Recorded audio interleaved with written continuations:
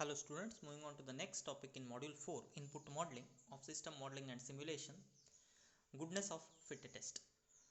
So in case of goodness of fit test, once again we'll be revising or recalling the contents what we have studied earlier, that is chi-square frequency test, right? Chi-square test as well as Kolmogorov-Smirnov test. So those tests are applied here for goodness of fit, under goodness of fit test.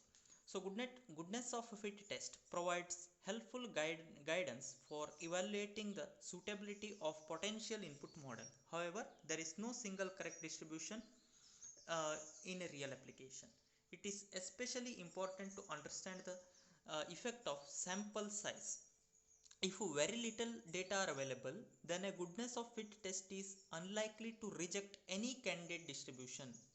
Okay, if sample size is very small, then goodness of fit test is unlikely to reject any candidate distribution. But if a lot of data are available, then a goodness of fit test will likely reject all candidate distribution. Therefore, failing to reject a candidate distribution should be taken as one piece of evidence in favor of that choice, and rejecting an input model as only one piece of evidence against the choice. Let us see what exactly the meaning of this is by considering the different kinds of goodness of fit test. So first one is the chi-square test. Chi-square test, you please recall, this we have studied under frequency test, right, of random number in the previous module, random number generation, beginning of that, right? So one procedure for testing the hypothesis that a random sample of size n of the random variable x, let the random variable is x and sample size is n, follows a specific distributional form of a chi-square goodness of fit test. The test is valid for large sample size and for both discrete and continuous distributional assumptions when parameters are estimated by maximum likelihood. Please remember, this chi-square test we are going to apply only when sample size is large, at least 20, 25, 30 or more, whatever. Okay. The test procedure begins by arranging the n observations into a set of k class of interval or set classes of interval to be defined here. The test statistics given by the same formula. Please recall the formula what we have studied earlier in the frequency test, chi-square test. So chi not square you can say, which is equal to summation of I from 1 to k, where there are k number of classes of interval, right? I is 1 to k, oi minus ei the whole square divided by ei. Okay, where oi is the observed frequency and ei is the expected frequency. Observed frequency and expected frequency. The expected frequency for each class interval is computed. There is a formula for computation of the expected frequency for each class of interval ei, which is equal to n into pi.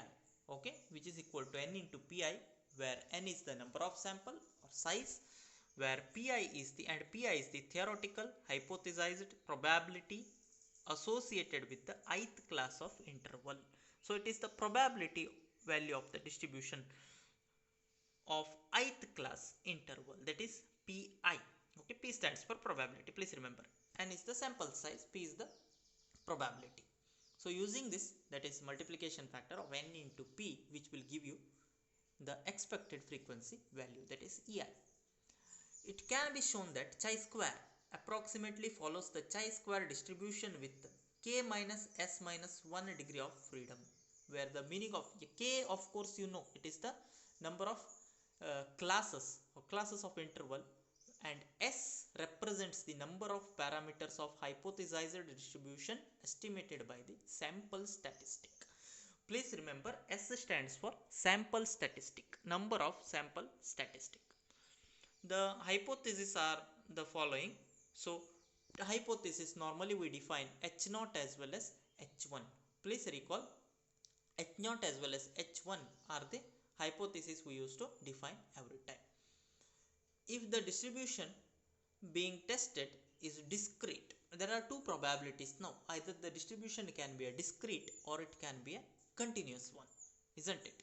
If the distribution being tested is discrete, each value of the random variable should be a class interval unless it is necessary to combine adjacent class interval to meet the minimum expected cell frequency requirement. Okay, please try to understand the statement. If the distribution being tested is discrete, each value of the random variable should be a class interval unless it is necessary to combine adjacent cell interval to meet the minimum expected frequency cell frequency requirement. We'll see the example as well for this later. For the discrete case, if combining adjacent cell is not required, then we can write the probability pi equal to p of xi, where which is same as the capital P of capital X, where X is a random variable, right? Capital X is a random variable which is same as that of Xi. Otherwise, Pi is found by adding or summing the probabilities of the appropriate adjacent cells. Summation of the probability value. Otherwise, if distribution is being tested is a continuous. So this is the different case. If the distribution is being tested is continuous, earlier we have considered it as discrete, so directly you mention the probability value, whatever the probability value pi value obtained, you mention it as p of xi. If the distribution being tested is continuous, then different formula we need to apply. The class interval are given by, see, the class interval are given by, there is a, as you can see here, uh, which lies within the range of ai minus 1 to ai, where ai minus 1 and ai are the end points of the ith class interval. Getting no, ai minus 1 as well as ai are the end points of ith class interval. Suppose point 1 to point 5 you are defining a class of interval, point 1 to point 5. Please remember, please try to understand. So point 1 to point 5 there are various set of values lies, right? Point 2, point 3, as well as different 3 point 3, 1, 3, 2 and so on.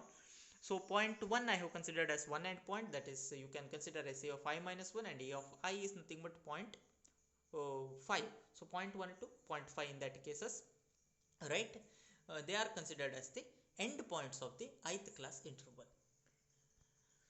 For continuous case with assumed PDF, that is probability density function f of x, or assumed CDF, cumulative distribution function, capital F of x, pi can be computed as, now earlier it was a p of xi, pi is for discrete distribution. For continuous distribution it is different, it is integration of f of x dx, where the range of values to be considered from ai minus 1 to ai, which is equal to capital F of ai minus capital F of ai minus 1. That's it.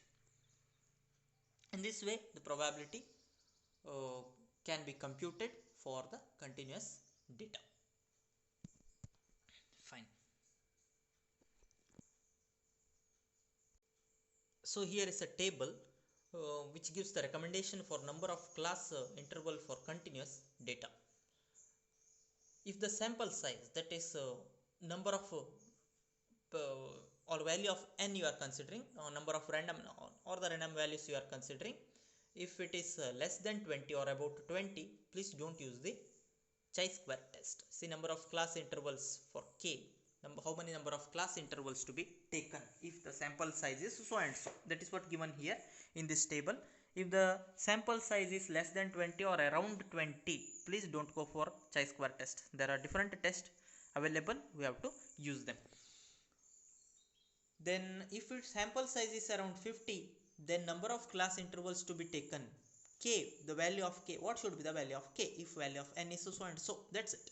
Value of k should be in the range of 5 to 10, 5 to 10, right? If you are considering 5, then each sample size, if each k which contains 10 values in it, right, 10 random numbers in it.